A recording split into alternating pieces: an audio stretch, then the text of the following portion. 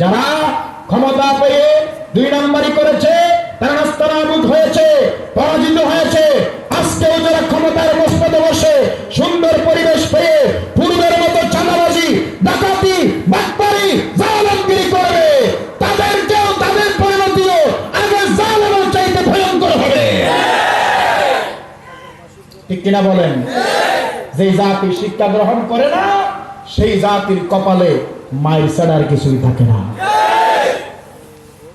কথা ঠিক না বেটি? আমার ভাইয়েরা, এজন্য শেষ কথা একটি ঘটনা বলে আলোচনার ইতি টানছি। 3 নাম্বার পর্যন্ত বললাম, বাকি 2 নাম্বার রেখে দিলাম। এই বছর ওয়াজ করিলে নইবা আগামী বছর আ করিব। অনরার দেখি ভালো লাগিয়ে দে, এতলা 10 দিলে আগে আর 2 নাম্বার গণিন হইম দে ইনশাআল্লাহ বলে। আমার ভাইয়েরা, শেষ কথা বলছি।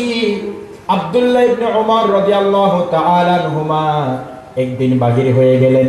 হঠাৎ করে দেখলেন একটা রাকাল, একজন কি রাকাল বকরি চড়াচ্ছে। রাকালকে আব্দুল্লাহ ইবনে ওমর রাদিয়াল্লাহু তাআলা আনহুমা বললেন, ও রাকাল, তোমার থেকে একটা বকরি দিয়ে দাও, তোমার টাকা দেব। মালিক রাকাল বলেছে, ও মালিক রে, ও আমার প্রিয় ভাই, আমার মালিক আমার রাকাল দেখভাল করার দায়িত্ব দিয়েছে, বিক্রির দায়িত্ব দেয় নাই। সুবহানাল্লাহ বলেন না? আমার মালিক আমার কি করার দায়িত্ব দিয়েছে? রাকাল দেখাশোনা করার, বিক্রি করার। এবার বলছে, তোমার মালিক তো দেখছে না। তুমি হয়তো বলতে পারো এক্সামিন করছে, পরীক্ষা করছে, তার ঈমানটা কত বড়, তাকওয়ার লেভেল কতটুকু। সুবহানাল্লাহ বলবেন না? পরীক্ষা করছে। কই তোমার মালিক তো দেখছে না, বাগে খেয়ে ফেলছে বলবা। আমার মালিক যদি না দেখে, আমার মালিকের মালিক একজন আছে, তিনি হলেন কে?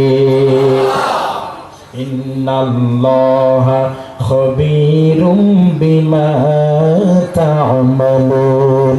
জোরে বলেন আল্লাহু আকবার। আল্লাহ সব কিছুর খবর রাখে। রাকাল বলেছে, আমার মালিকের মালিক একজনই দেখছে, তিনি হলেন আল্লাহ। আজকে যদি সেই রাকালের মতো তাকওয়া থাকতো, আমাদের যত নেতা আছে, দায়িত্বশীল আছে, সম্মানের আসনে আসীন হওয়া ব্যক্তি আছে, তারা যদি সেই রাকালের মতো ভয়টা জাগ্রত করতে পারত, আর গরিবের কপালে দুঃখ দুর্দশা আসতো না। ঠিক কিনা বলেন না? মামলার কারণে থানা আদালতে কান্না করতে হতো না। আমার ভাইয়েরা, গরিবের সন্তান মারা গেলে কোনো বিচার নাই, আর ধনীর সন্তান মারা গেলে বিচার আছে না নাই? জোরে বলেন আছে না নাই?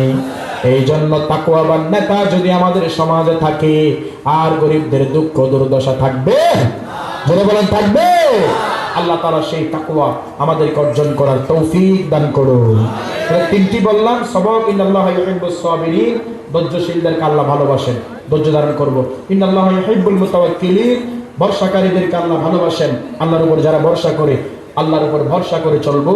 ইন্নাল্লাহা ইউহিব্বুল মুত্তাকিন।